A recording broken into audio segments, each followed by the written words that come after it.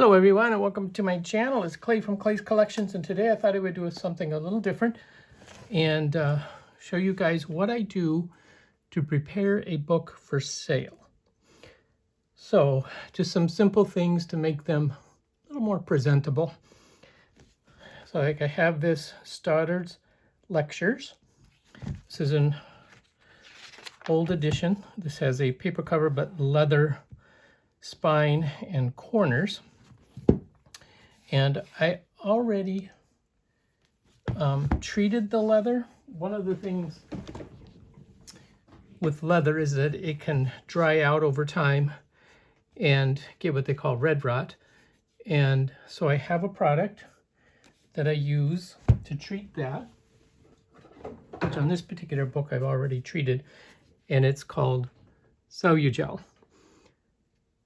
And that stops the rot and kind of binds the leather back together.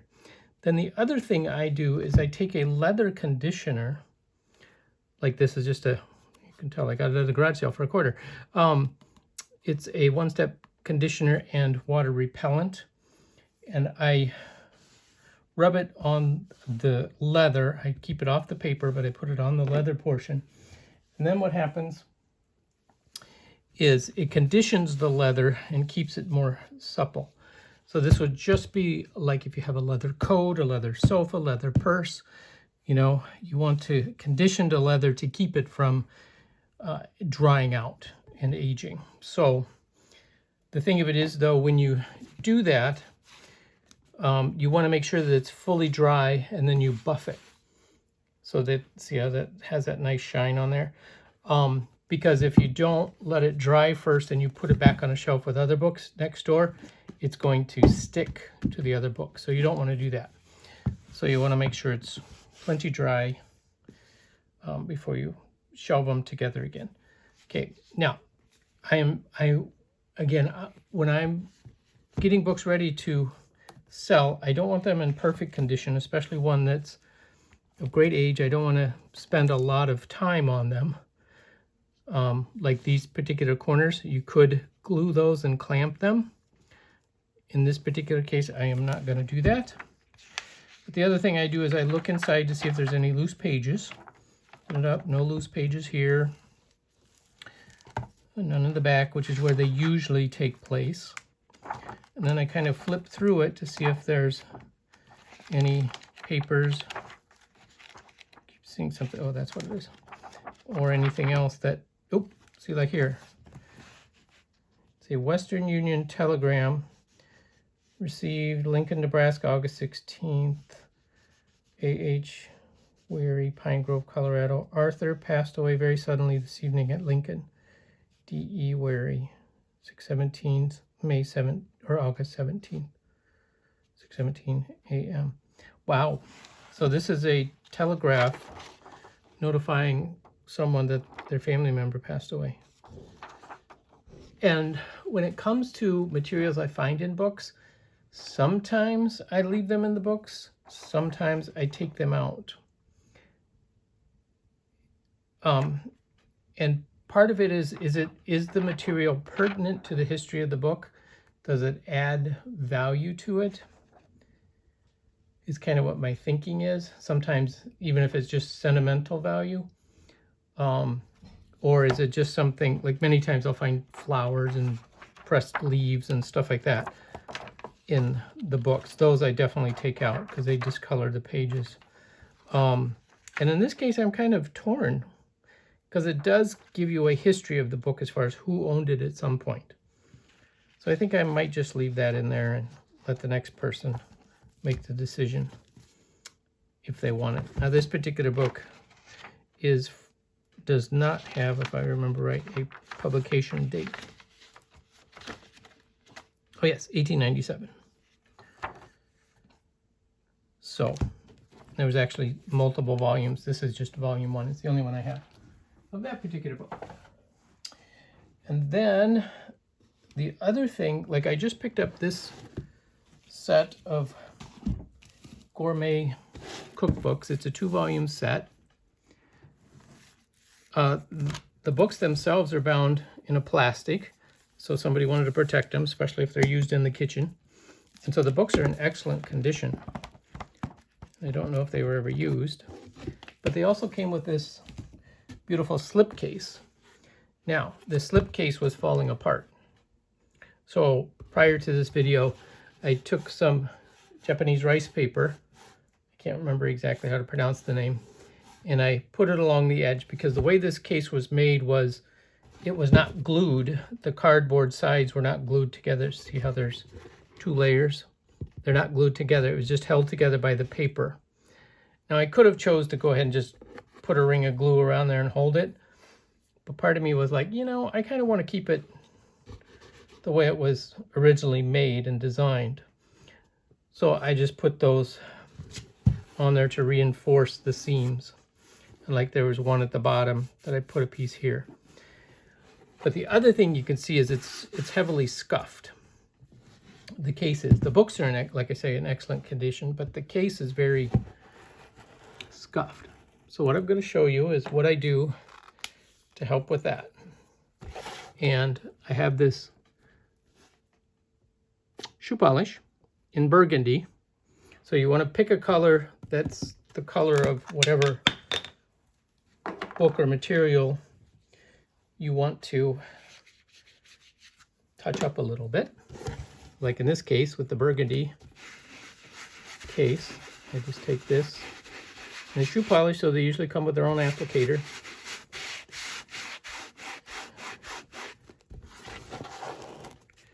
And I spread it around.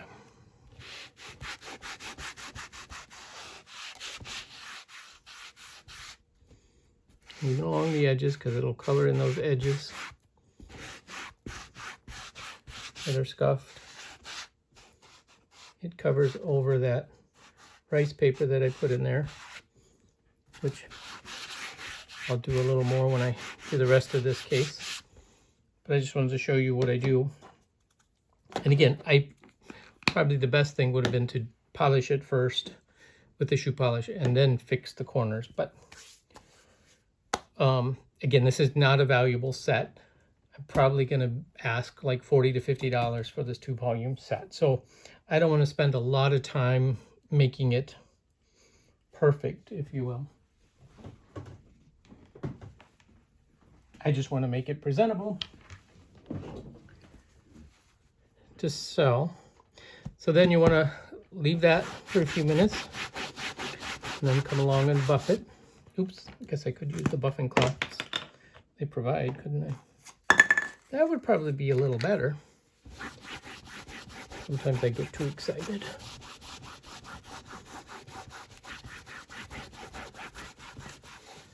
And there you go. Now, you can still see some areas, so it doesn't take all of the patina off, if you will. But it definitely helps make it look better. I could go over it again with another coat, and that would help polish that out, kind of like I did on the bottom. But yeah, it just makes it just a little more presentable.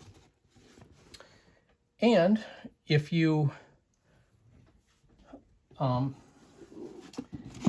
this, you know, like I used it on the slip cover of the case, but you can also use it, see how, like this corner of the book, you can use the shoe polish on either leather or cloth bound books to touch up those areas as well. Now there's certain colors that work better than others. Black is the hardest one. But like burgundy, the reds tend to work fairly well. And again, it doesn't make them perfect or brand new, but it just kind of softens those damage marks a little bit. So they're not quite as prominent. Now,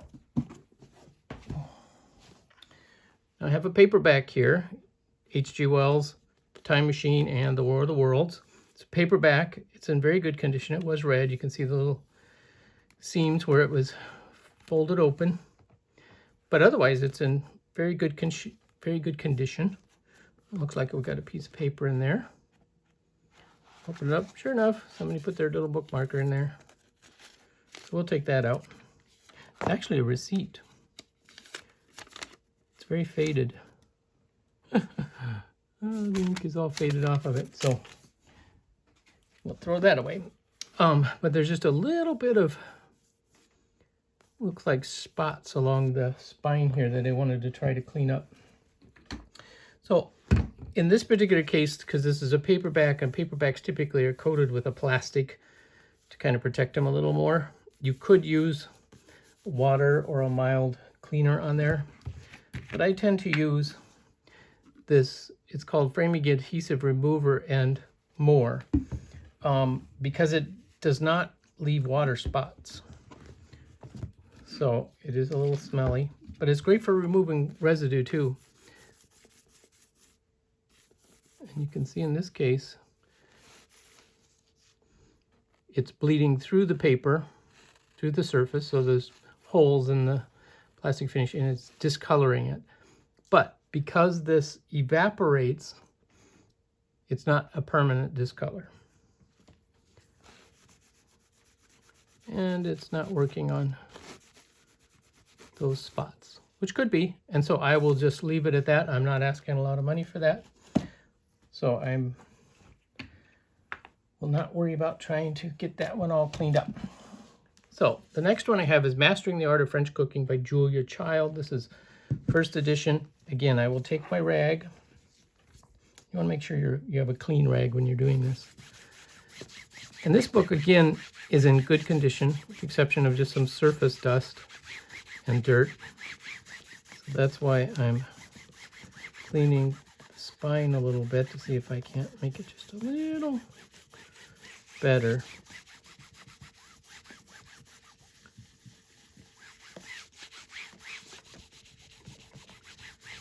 And sometimes it works, sometimes it doesn't. That's okay.